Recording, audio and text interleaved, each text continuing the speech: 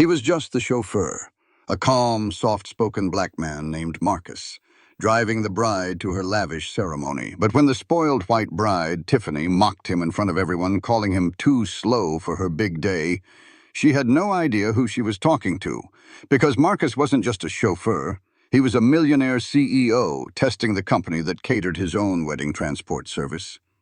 By sunset, she'd watch him descend from the sky in his own helicopter and realize she'd just humiliated the man who owned everything around her. Before we find out what happens next, tell us in the comments, have you ever seen someone treat others badly and then instantly regret it? And if this story already has you hooked, hit that like button and let's dive in. The sleek black limousine moved like a shadow through the sun-drenched hills. Inside, the air was thick with the scent of expensive perfume and entitlement. Tiffany Caldwell, a vision in white silk and lace, was not enjoying the serene journey. Her face, a mask of carefully applied perfection, was twisted into a scowl. She glared at her reflection in the small vanity mirror, adjusting a diamond earring with a sharp, impatient tug. Every bump in the road, every gentle turn, was a personal offense. She tapped her perfectly manicured nails against the plush leather seat, the sound like tiny, angry drum beats in the otherwise silent cabin. Her two bridesmaids, Chloe and Jessica, sat opposite her, their expressions a mixture of feigned sympathy and amusement. They knew Tiffany's moods well. They were volatile, unpredictable, and always directed at someone else. Today, the target was the man behind the wheel. "Can you believe this?" Tiffany hissed, snapping the mirror shut. She didn't bother to lower her voice. The glass partition between her and the driver was down, a clear signal that she wanted to be heard. "My wedding. The most important day of my life, and we're moving at the speed of a funeral procession." She leaned forward, her voice rising in pitch. "Hello? Driver, are you aware that we have a destination? Or are you just enjoying the scenery?" From the driver's seat, Marcus Reed's eyes met hers briefly in the rearview mirror. They were calm, steady, and held a depth that Tiffany couldn't begin to comprehend. He wore the simple black uniform of a chauffeur, but it sat on his broad shoulders with a natural ease. His hands, covered in pristine white gloves, held the steering wheel with a relaxed but firm grip. "My apologies, Miss Caldwell," he said, his voice smooth and even, a low baritone that carried no trace of agitation. "We are adhering to the speed limit for this road. Safety is our primary concern." Chloe and Jessica exchanged a look, stifling giggles behind their hands. They had their phones out, of course, discreetly recording. Tiffany's pre-wedding meltdown would be a story to tell for weeks. "Safety?" Tiffany scoffed, her voice dripping with venom. "I'll tell you what's unsafe, me being late. Do you have any idea what will happen if I'm late? My father's paying your company a small fortune for premium service. This isn't premium. This is pathetic." Marcus remained silent, his gaze fixed on the winding road ahead.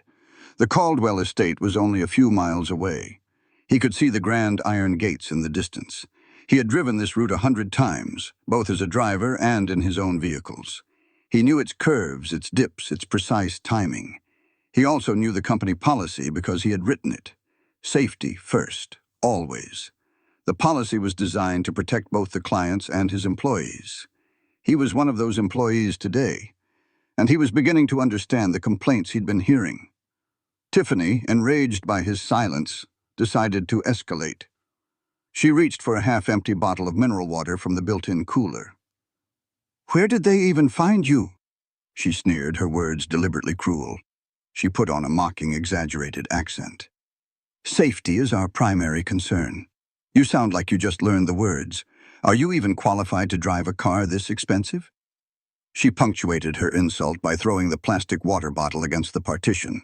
It bounced off with a dull thud, landing on the floor. It was a childish, petulant act, designed purely to humiliate. The bridesmaids gasped, their feigned shock quickly dissolving back into snickers. They were filming openly now, catching every moment of their friend's spectacular display of privilege. Marcus's eyes flickered to the rearview mirror again. He saw the contempt on Tiffany's face, the amusement on her friends' faces. He felt a familiar, quiet anger settle in his chest. but he did not let it show. He had faced far worse than a spoiled bride with a bad attitude. He had built an empire from nothing, navigating boardrooms filled with men who looked at him with the same dismissive arrogance. He knew how to handle this. "Ms. Caldwell," he began, his voice still unnervingly calm, "that is company property, and I must ask you to refrain from throwing objects. It is a safety hazard." His tone was professional, but there was an edge to it now, a hint of steel beneath the velvet. This boundary, this gentle pushback, was more than Tiffany could tolerate. She was not used to being told no. She was not used to having her whims questioned, especially by someone she considered her servant for the day. "That's it!" she shrieked, her face turning a blotchy red that clashed with her pristine white dress. "Pull over! Right now! Pull this car over!" Marcus considered his options. The company protocol was clear. In case of an unruly or abusive client, the driver was to find a safe location and contact dispatch. But he was dispatch. He was the owner. He was the one testing the system. He decided to see just how far she would take it. He smoothly guided the limousine to the side of the road just outside the ornate gates of the Caldwell estate. Several guests who had arrived early were milling about, their expensive outfits a colorful tableau against the lush green lawns. They all turned to look as the long, black car came to a stop. The moment the car was in park, Tiffany flung her door open and stormed out, her white dress billowing around her. Her friends scrambled out after her, phones still held high. Marcus also exited the vehicle, standing tall and composed by the driver's side door. He faced her without a word, his hands clasped behind his back. "You're fired!" Tiffany yelled, pointing a trembling finger at him. The arriving guests stared, their chatter dying down. This was better than a wedding. This was drama.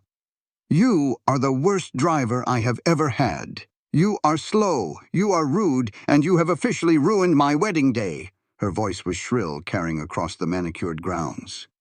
She reached into her small, jewel-encrusted purse and pulled out a wad of cash. Without counting it, she crumpled the bills into a messy ball and threw them at his feet. The money scattered on the dusty shoulder of the road. "There," she spat, as if the act of throwing money at him was the final, definitive insult. "That's probably more than you make in a month. Now get out of my sight. You are not welcome at my wedding. You are not welcome on this property. You're lucky I'm even paying you at all for your incompetence." The small crowd of guests murmured. Some looked shocked, others amused. Her father, Robert Caldwell, who had just stepped out of the mansion to see what the commotion was, beamed with pride. That was his girl, never letting anyone push her around. The bridesmaids were in heaven, capturing the perfect, viral-worthy clip of Tiffany asserting her dominance. Marcus looked down at the crumpled bills on the ground. Then he looked back up at Tiffany. He saw the smug satisfaction in her eyes, the utter lack of empathy in her smile. He saw a woman who had never been taught the value of respect, a woman who believed her wealth gave her the right to treat others as less than human. He felt a profound sense of disappointment, but also a cold, clear resolve. He had found his example. He had found exactly what he was looking for. He didn't bend down to pick up the money. He simply looked her directly in the eye, gave a single slow nod, and said nothing. His silence was more powerful than any retort. It unnerved her. For a fleeting moment, a flicker of uncertainty crossed her face. But it was gone as quickly as it came, replaced by her usual sneer. Marcus turned, got back into the driver's seat of the limousine, and closed the door with a soft, definitive click. He started the engine, pulled a smooth U-turn, and drove away, leaving the bride, her entourage, and the scattered money behind on the side of the road. The humiliation was meant for him, but as the limousine disappeared down the hill, a strange sense of unease began to settle over the crowd. From the grand entrance of the Caldwell estate, Emily Torres watched the entire horrifying scene unfold. Her stomach was in knots. At just 25, she was the youngest wedding planner her agency had, but she was also one of the best. She was organized, efficient, and had a knack for staying calm under pressure. But this was different. This wasn't a vendor mix-up or a problem with the floral arrangements. This was a raw, ugly display of cruelty, and it made her skin crawl. She had been coordinating the arrival of the guests when Tiffany's shrill voice had cut through the air. Now she stood frozen, clutching her clipboard to her chest like a shield.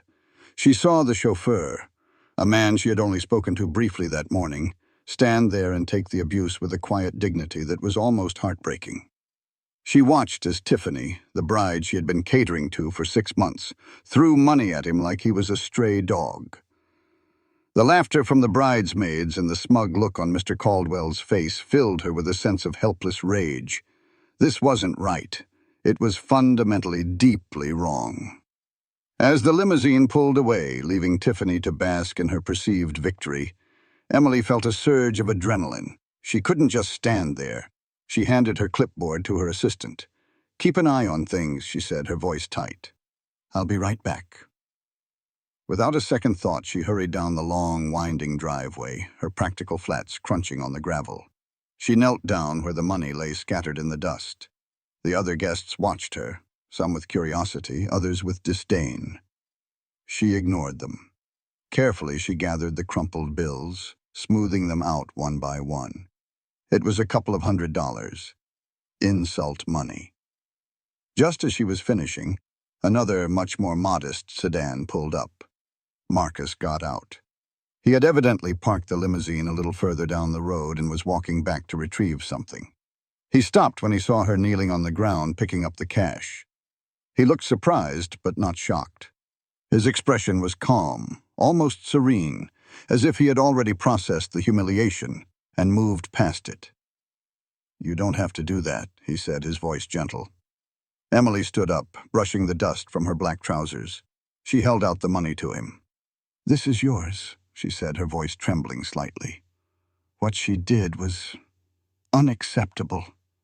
I am so sorry you had to experience that." Marcus looked at the money in her hand, then back at her face. He saw the genuine distress in her eyes, the sincere apology. He offered her a small, sad smile. "Thank you," he said, but he made no move to take the cash. "But I don't want it. Please, donate it to a charity, or keep it. It doesn't matter to me." Emily was taken aback. He was brushing off a few $100 as if it were nothing. More than that, he was brushing off the insult that came with it. She looked at him more closely. His uniform was standard issue, but it was impeccably clean and perfectly tailored. His shoes were polished to a mirror shine, but it was his eyes that held her attention. They were intelligent, observant, and radiated an aura of authority she couldn't quite place. This man wasn't just a driver. She felt it in her gut. There was a depth to him, a substance that Tiffany and her family couldn't even begin to imagine. Are you okay?" she asked, feeling foolish. It was a silly question after what she had just witnessed.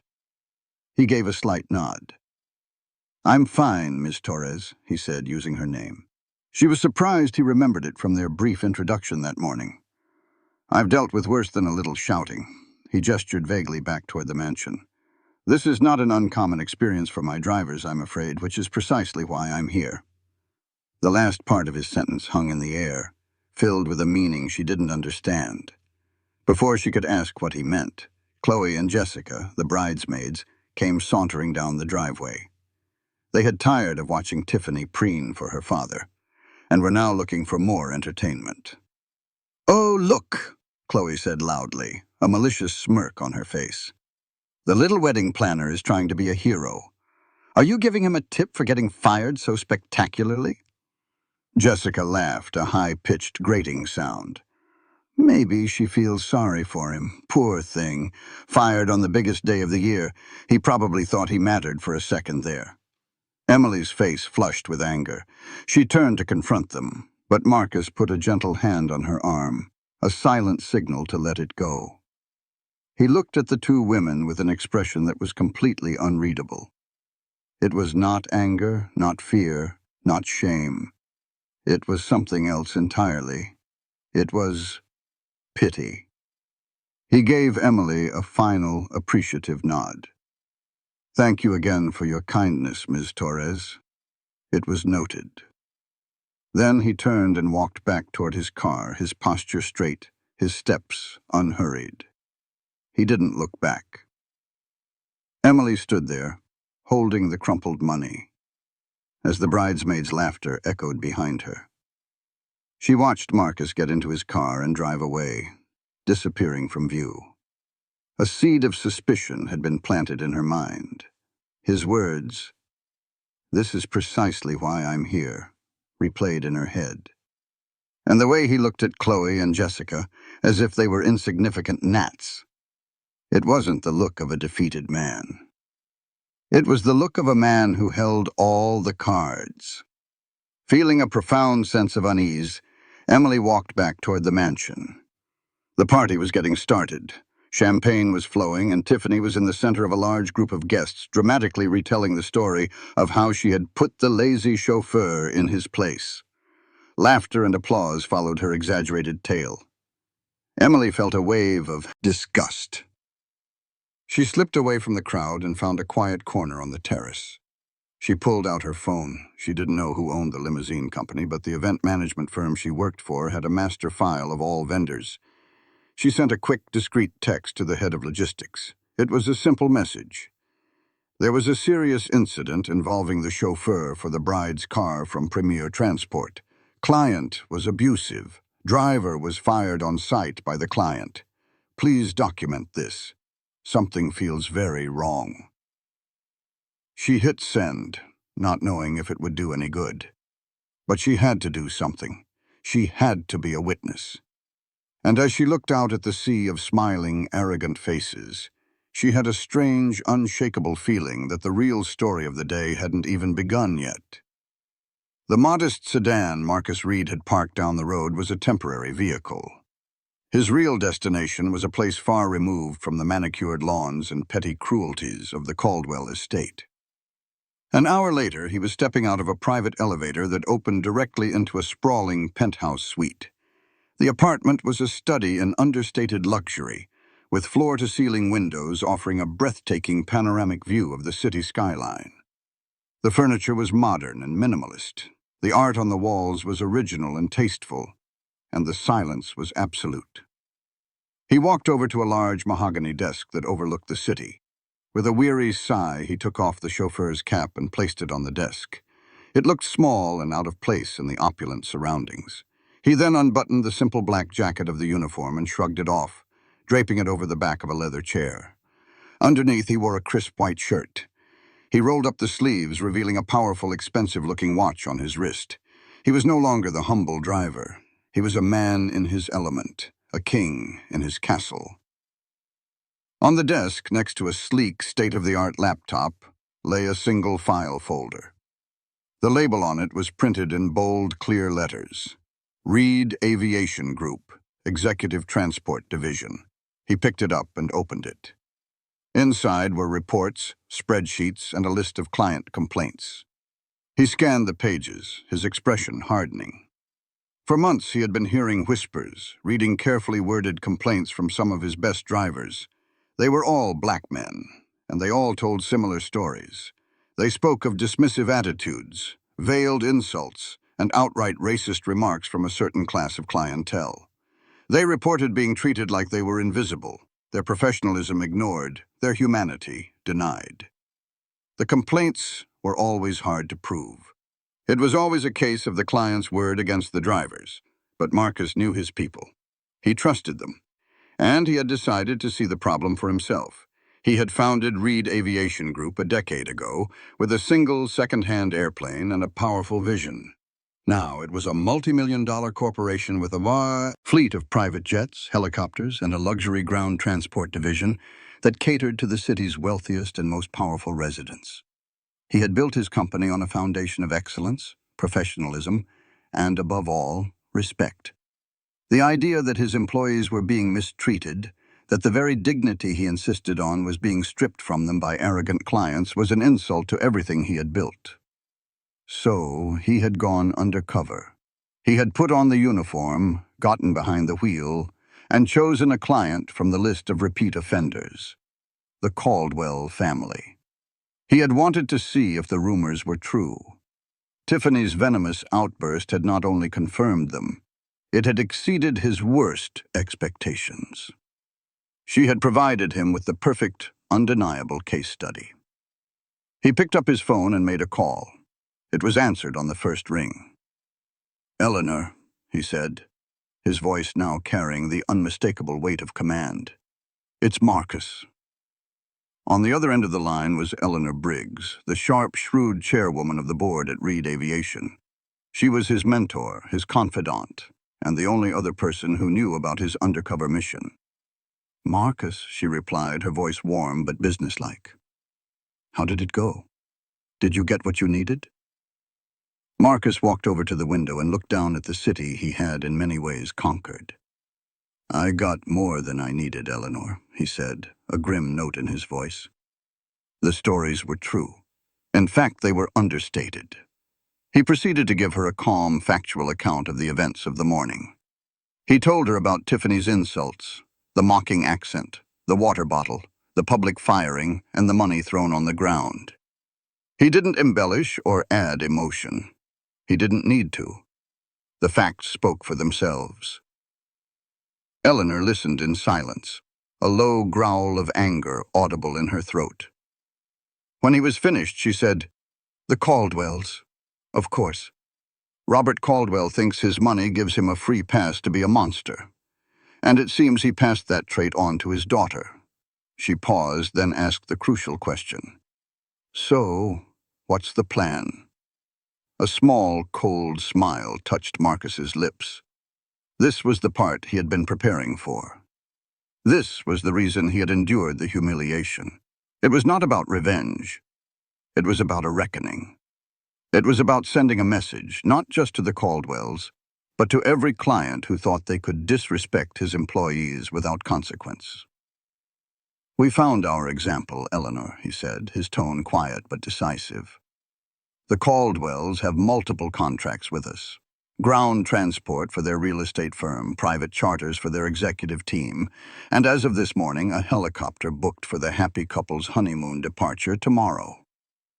"I see," Eleanor said, a hint of admiration in her voice. She knew where this was going.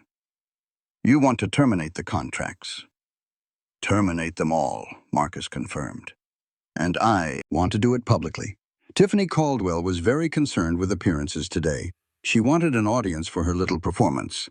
"I think it's only fair that we provide an audience for the consequences." He looked at the chauffeur's cap still sitting on his desk. He had worn it as a symbol of his employees. Now he would use his power as a symbol of their value. "This isn't just about one spoiled bride, Eleanor. This is about the integrity of our company. It's about letting every single employee, from the pilots to the drivers to the cleaning crew, know that we have their back. No one is above respect."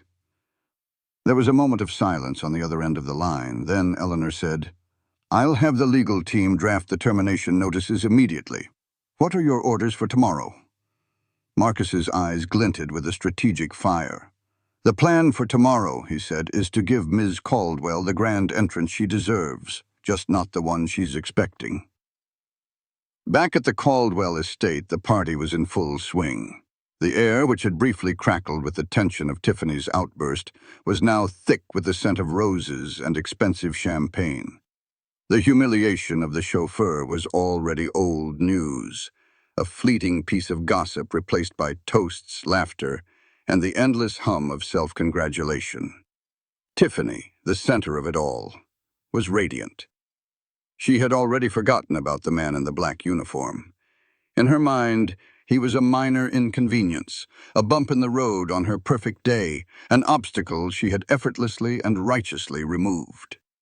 She moved through the crowd of guests, her silk dress rustling, a triumphant smile plastered on her face. She held a glass of champagne in one hand, and with the other she gestured dramatically as she recounted her story to anyone who would listen.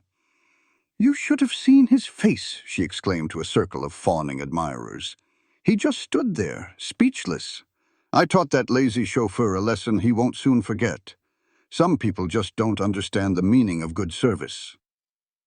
Her father, Robert Caldwell, stood beside her, his arm wrapped proudly around her shoulders. He was a man whose entire personality was built on a foundation of inherited wealth and a deep-seated superiority complex. He saw his daughter's cruelty not as a character flaw, but as a sign of strength. "That's my girl," he boomed, his voice loud enough for everyone to hear. The Caldwells don't tolerate incompetence. Some people in this world need to be reminded of their place. It's for their own good.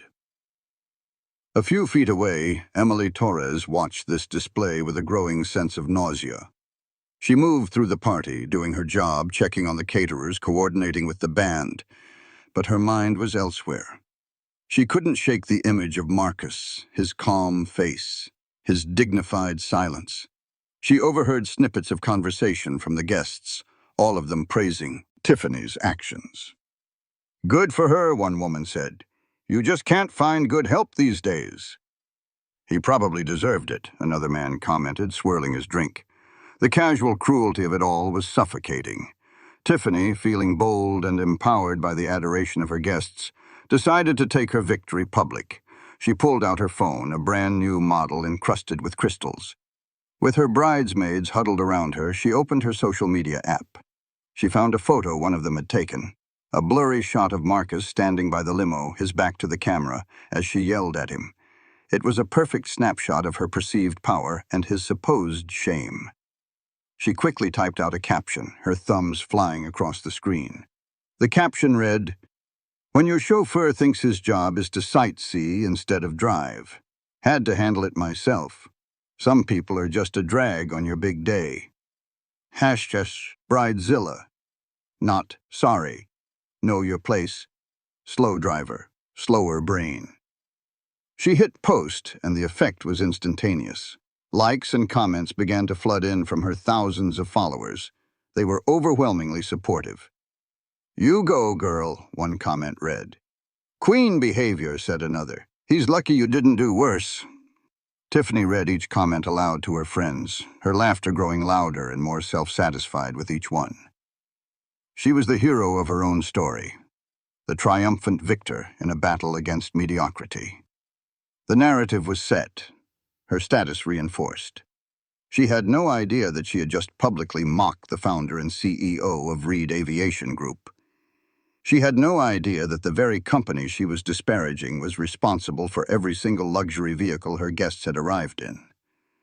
She had no idea that the private helicopter scheduled to whisk her and her new husband away on their extravagant honeymoon was not just a rental, but a personal asset of the man she had just called a slow brain.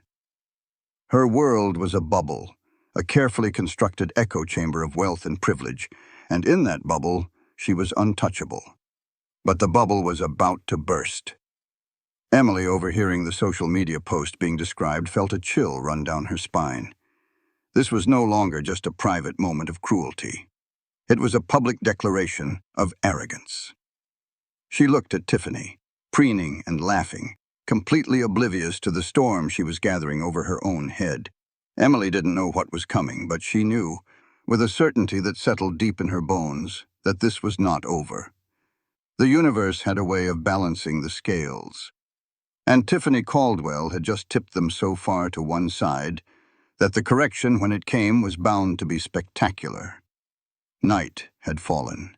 The last of the wedding guests had departed, leaving the Caldwell estate littered with the remnants of a lavish celebration. Inside his penthouse, Marcus Reed stood by the window, the city lights twinkling below like a carpet of scattered diamonds. The chauffeur's uniform was gone, replaced by a comfortable but expensive-looking sweater. The anger he had felt earlier had subsided, replaced by a cold, methodical focus.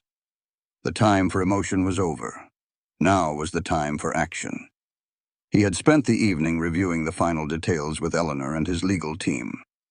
The contract termination notices were prepared, ready to be delivered first thing in the morning. The financial impact on Robert Caldwell's real estate empire would be immediate and significant. Reed Aviation Group handled all of his company's executive travel, both on the ground and in the air. Finding a new provider with the same level of quality and discretion on such short notice would be nearly impossible. But that was only the first step. The second step was more personal. It was the message. He picked up his phone and made a single quiet call. It wasn't to his lawyers or his board members. It was to the chief of his private helipad crew, a man named David who had been with him since the beginning. "David," Marcus said, his voice calm and steady, "I have a flight plan for tomorrow morning."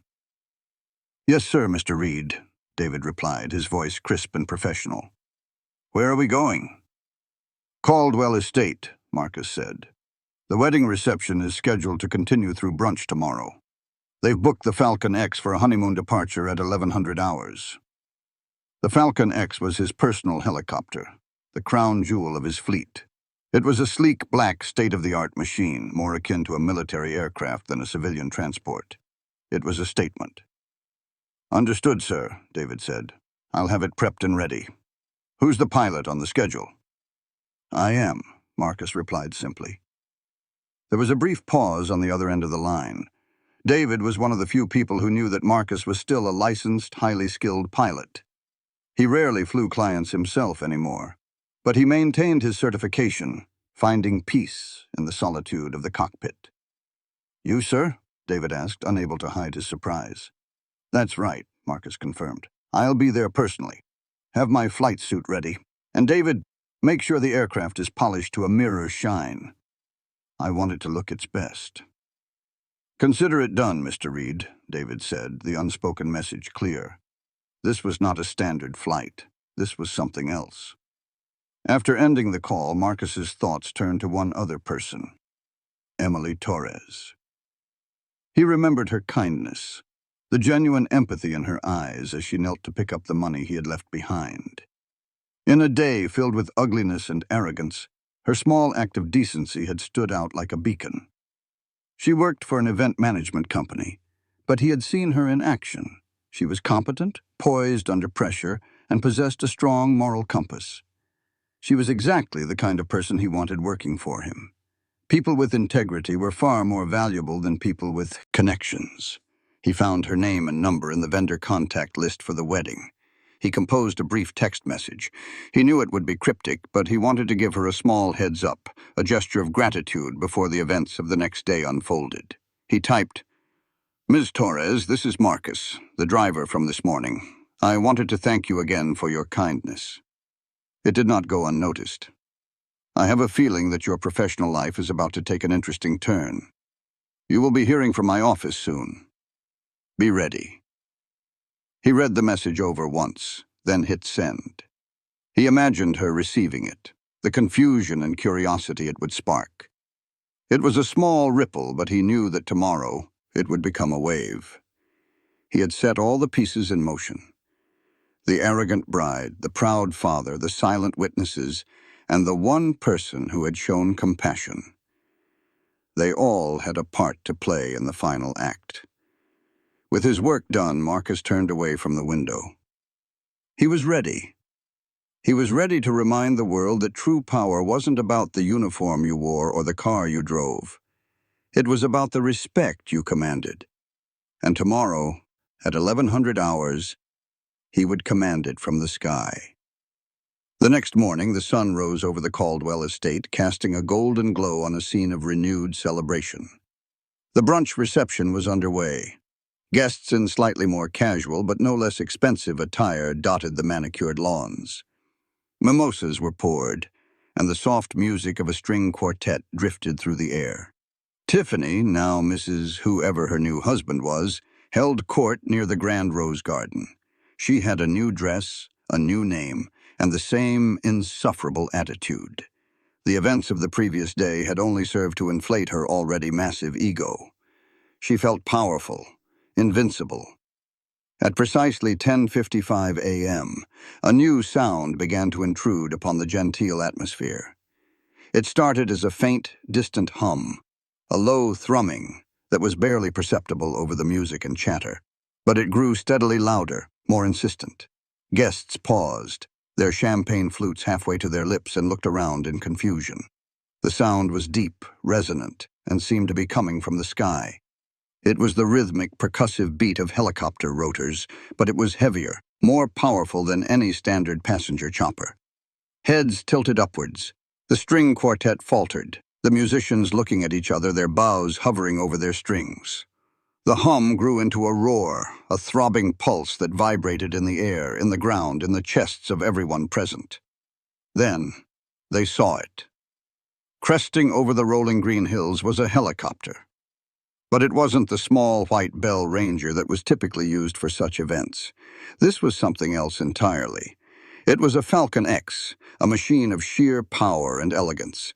Its body was painted a menacing, glossy black, and its design was sharp, angular, and aggressive. It looked less like a vehicle for a honeymoon and more like something that belonged to a head of state or a special ops team.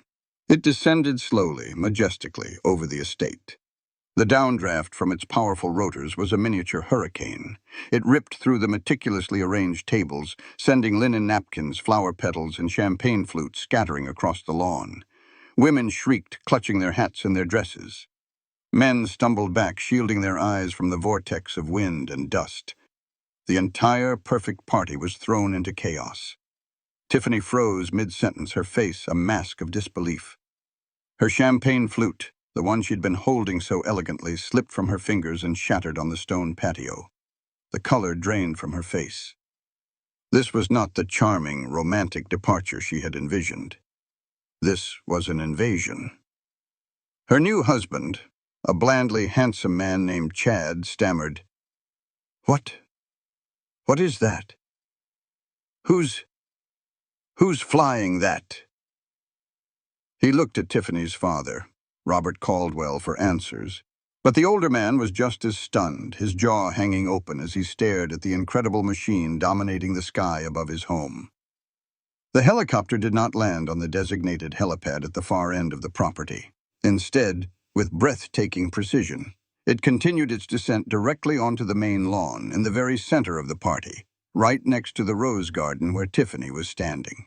It settled onto the perfectly manicured grass with a final, powerful gust of wind, its engines whining down but not shutting off completely. The roar subsided to a menacing hum. The guests, who had scrambled for cover, now crept forward, their fear replaced by a mixture of awe and intense curiosity. They all had their phones out, recording. For a long moment, nothing happened. The black aircraft sat there, silent and imposing, a dark predator that had landed in a garden of delicate flowers. Then the cockpit door opened. A figure emerged, stepping down onto the lawn with a measured, unhurried grace. He was wearing a black flight suit, the kind worn by fighter pilots, and a pair of dark aviator sunglasses that concealed his eyes. He stood for a moment surveying the scene of disarray, the stunned faces, the scattered debris of the party. He radiated an aura of absolute command, of unshakable authority. He reached up and slowly, deliberately, removed the sunglasses. A collective gasp rippled through the crowd. Whispers spread like wildfire. "Is that? No, it can't be. It's him!" It was Marcus, the chauffeur from yesterday. But he was transformed. Gone was the humble uniform, the quiet deference.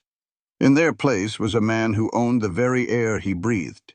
The same guests who had laughed at him, who had watched his humiliation with smug amusement, now stood in a state of shocked, reverent silence. The power dynamic of the entire event had not just shifted. It had been completely, seismically inverted. Tiffany stared, her mind struggling to process what her eyes were seeing. The slow driver, the man she had fired, the man she had thrown money at. He was here stepping out of a machine that probably cost more than her entire wedding. Her knees felt weak. A cold dread, sharp and terrifying, began to creep up her spine. She had made a mistake. A terrible, terrible mistake. As Marcus stood calmly by his helicopter, a woman began to walk toward the stunned wedding party. It was Eleanor Briggs. She was in her late 60s, impeccably dressed in a sharp business suit, her silver hair styled in a chic, no-nonsense cut. She moved with the confident stride of a person who was used to being in charge. In her hand, she held a microphone, which she had apparently taken from the now silent band. She tapped it once, and the sound echoed through the silent crowd. "Good morning, everyone," she said, her voice crisp and clear, cutting through the stunned silence. "My apologies for the dramatic entrance. My name is Eleanor Briggs. I am the chairwoman of the board for Reed Aviation Group." The name of the company sent a fresh wave of murmurs through the guests. Many of them were clients. They knew the name well. It was synonymous with luxury, exclusivity, and power. Eleanor gestured toward the helicopter and toward the man standing beside it. "Allow me to introduce you to the founder, majority owner, and chief executive officer of Reed Aviation Group, Mr. Marcus Reed." The announcement landed like a physical blow. Gasps were audible from every corner of the lawn. People who had been whispering now fell completely silent, their mouths agape. Tiffany's knees finally gave out. She stumbled backward and would have fallen if her father hadn't caught her. Robert Caldwell's face had gone from ruddy and proud to a pale, sickly gray. He looked at Marcus, then at Eleanor, then back at Marcus, his mind reeling. The chauffeur he had seen his daughter humiliate was the CEO of the company that handled all his corporate travel. The implications of that realization began to crash down on him with the force of an avalanche. From the edge of the crowd, Emily Torres watched, her heart pounding in her chest. She remembered the text message from last night. "You will be hearing from my office soon." It all made sense now. The quiet authority, the calm demeanor in the face of such ugliness, the cryptic words he'd spoken to her. He wasn't just a driver. He was the king, inspecting his kingdom. A slow smile spread across her face. This was better than she could have ever imagined. Marcus began to walk forward, his polished black boots leaving imprints in the soft grass. He moved with a purpose that was both terrifying and mesmerizing. He didn't look at Tiffany. Not yet. Instead, he walked past her, his gaze sweeping over the crowd.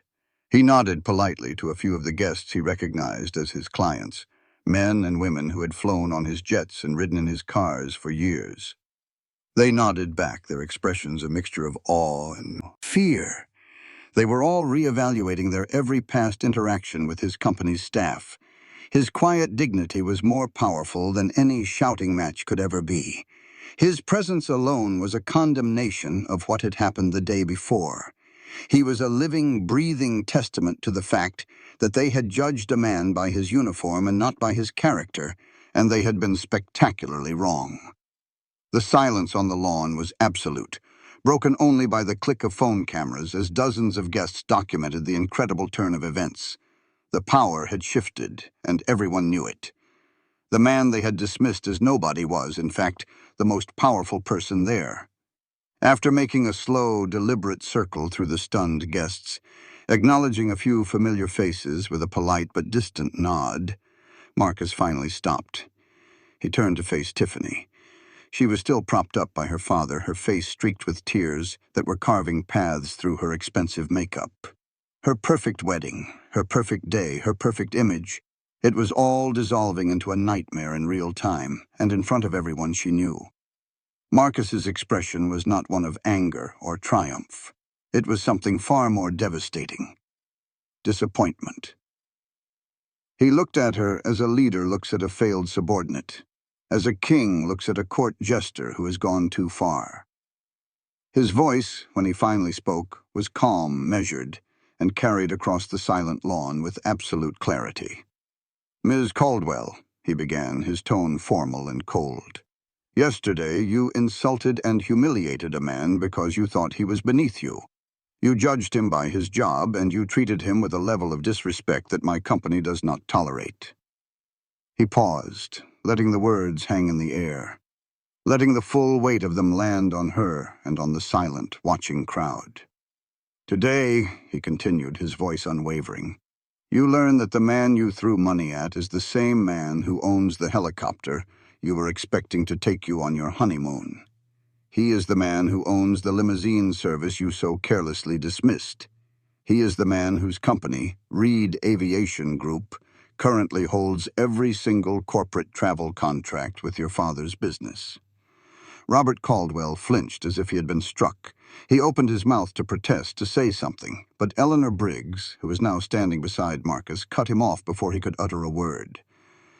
"Mr. Caldwell," she said, her voice as sharp as glass, "our records show a pattern of complaints regarding your staff's treatment of our drivers over the years. We have tolerated it, wrongly, for the sake of the business relationship. But as of 8 o'clock a.m. this morning, that relationship is over." She held up a thick envelope. "This is a formal notice of termination for all existing contracts between Reed Aviation and Caldwell Properties, effective immediately. You disrespected our CEO. You have disrespected our staff for the last time. This ends now." The finality in her voice was absolute. Robert Caldwell looked as though the ground had been cut out from under him. The financial and logistical chaos this would cause for his company was immense. The public humiliation was even worse. Tiffany, finally finding her voice, began to sob. It wasn't the defiant anger of yesterday. It was the desperate, pleading cry of someone who has lost all control. "I'm sorry," she stammered, the words tumbling out between shuddering breaths. I didn't know. I was stressed. It was my wedding day. Please, I'm so sorry." Her apology was pathetic, transparently self-serving. It wasn't born of remorse, but of fear. She wasn't sorry for what she did. She was sorry she had done it to him. Marcus looked at her, his expression unmoved. "You're not sorry for what you did, Ms. Caldwell," he said, his voice dropping to a near whisper, yet everyone heard it. "You're sorry you got caught. Your apology is for you, not for the man you tried to break. But he is not broken." He then raised his voice slightly, addressing the entire crowd. "Let this be a lesson to everyone. The people who serve you, the drivers, the waiters, the planners, they are not invisible. They are the backbone of the lives you enjoy. They deserve your respect, not because of who they might be, but because of who you ought to be." The silence that followed was profound. The truth of his words resonated through the crowd, a powerful indictment of the casual arrogance so many of them were guilty of.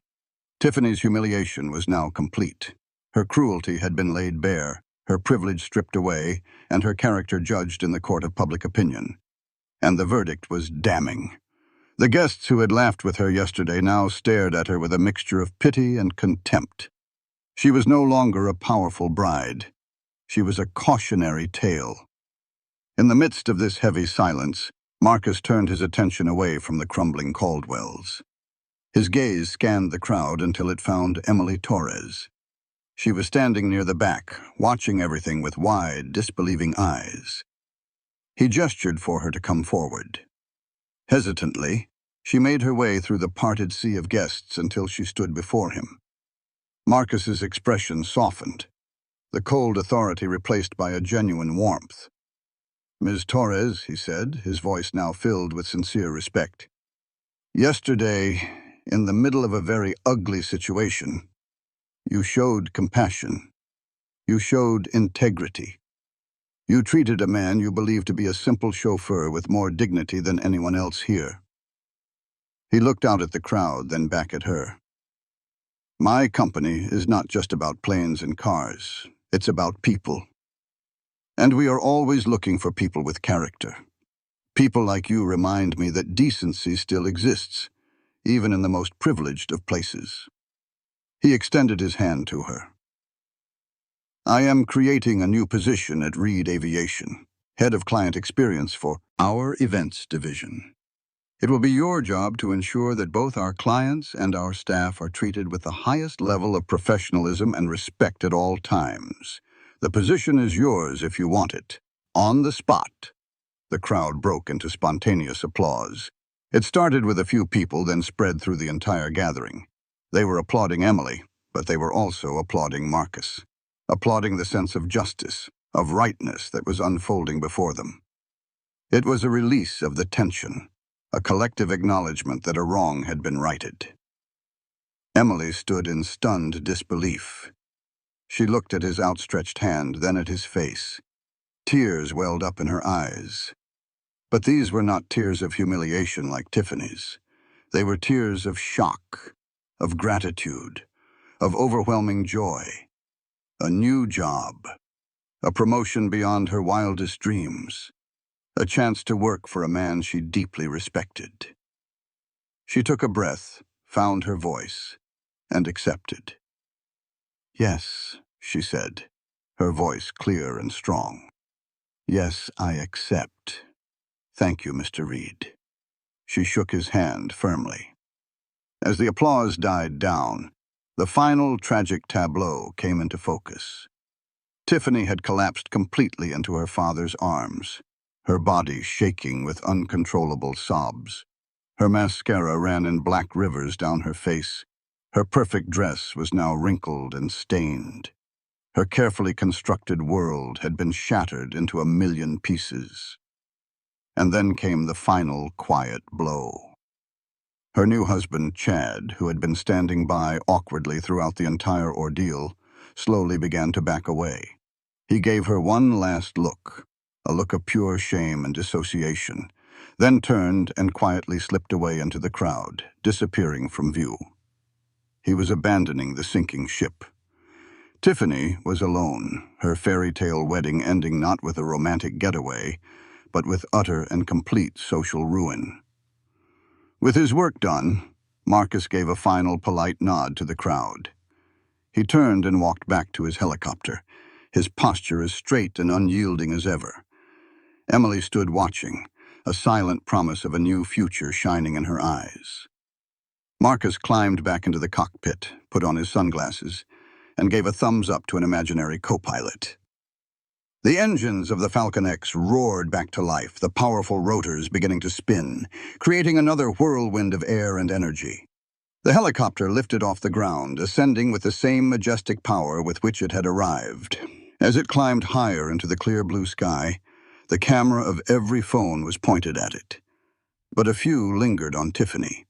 Her tear-streaked face was visible, her reflection a warped, broken image in the polished black metal of the ascending aircraft. She looked small, pathetic, a monument to the consequences of her own arrogance. The narrator's voice closes the scene with a powerful moral, a final thought for the audience to carry with them. Some people think power comes from standing above others, from looking down on those they deem lesser.